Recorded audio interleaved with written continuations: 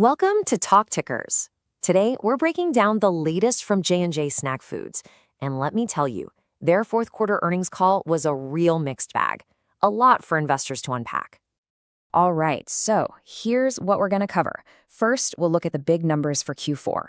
Then we'll get into what exactly happened with that beat and miss.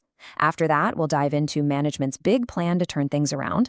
We'll also have to talk about the stock's performance, because it's been rough. And finally, we'll wrap it all up with our take on what comes next. All right, Section 1, the Q4 readout. A mixed result with a forward-looking fix. Really, if you want to sum up this quarter, it's all about this push and pull between revenue and profit. So you look at this and you see two totally different stories, right? On the one side, you've got adjusted earnings per share, or EPS, coming in at $1.58. That blew past the consensus estimate of around $1.24, a 27% beat. But on the other side, you've got revenue. That came in at $410 million, which actually missed expectations by about 2%. So what gives? This classic beat and miss had the stock all over the place during the call. It dipped as much as 5% before fighting back to close just a little bit up. Let's really dig into why. Okay, so beat, miss, and market reaction. We're deconstructing the Q4 numbers. And the key here really is to understand what's driving these two very different results. So that revenue miss, it was pretty broad-based. You can see food service was down a bit, retail was down over 8%, but the real drag came from frozen beverages, down more than 8% year over year. Now, to be fair, this was kind of expected. They were lapping some really tough comps from last year's Inside Out 2 movie success, which drove a ton of sales, so that was a tough hurdle to clear. Okay, so this brings us to the big question, right? If your total sales are down almost 4% compared to last year, how in the world do you beat earnings estimates by a whopping 27%? It seems like it doesn't add up. Well, here's the kicker. The quality of that beat is, let's say, debatable. It was largely engineered through some accounting adjustments. The company excluded almost $24 million in non-recurring charges. These were costs tied to their big new restructuring plan, which we'll get to in a minute. So when you adjust for that, yeah, the headline number looks great. But if you look at it on a GAAP basis, the standard accounting rules, EPS actually collapsed 62% year over year. All right, let's get to what's probably the most important part of this whole story, management's playbook to fix this. It's called Project Apollo. And honestly, this is what investors were really hanging on. So what is Project Apollo? Well, it's a huge multi-phase transformation program. Think of it as management deciding it's time to fix the plumbing.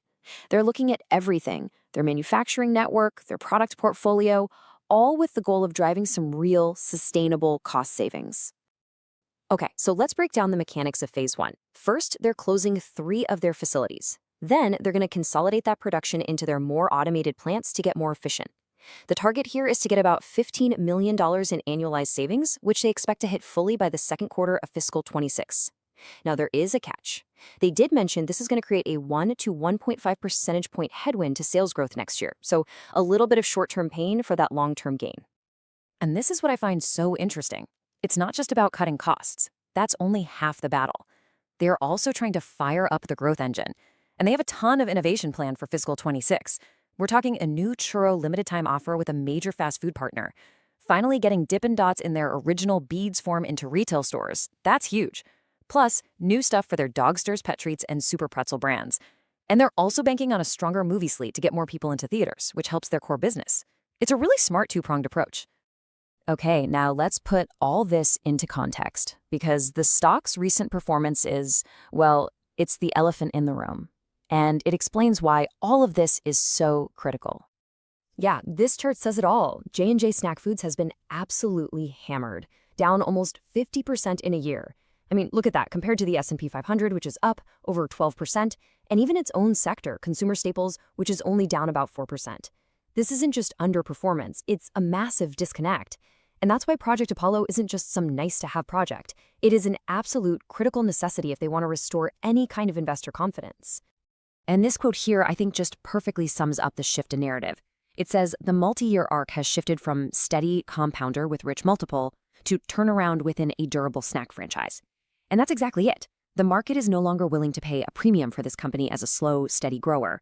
It is now being priced as a turnaround story. And in a turnaround story, one thing only matters: execution. Okay, so let's put this all together. Time for our verdict. What's the next call? So you've got this revenue weakness, you've got this big restructuring plan, and you've got a stock that's been crushed. What's the trade? What should investors be thinking right now? All right, here's our outlook. We're rating the stock market perform. Look, the turnaround story is compelling for sure, but the execution risk is just too high to ignore right now. For next quarter, we're expecting to see that top-line softness continue as they prune the portfolio. The real focus will be on seeing if those early Project Apollo savings start hitting the margin line. In terms of price action over the next 3 to 6 months, we see it being pretty range-bound, probably between $80 and $95 a share. The market really needs to see proof that they can deliver on both the savings and the innovation before it's going to give the stock a meaningful re-rating. Now, one thing they have going for them is a pristine balance sheet, over $100 million in cash, no debt. That gives them plenty of firepower to buy back shares, which should support the price.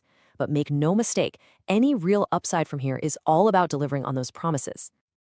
This is not financial advice.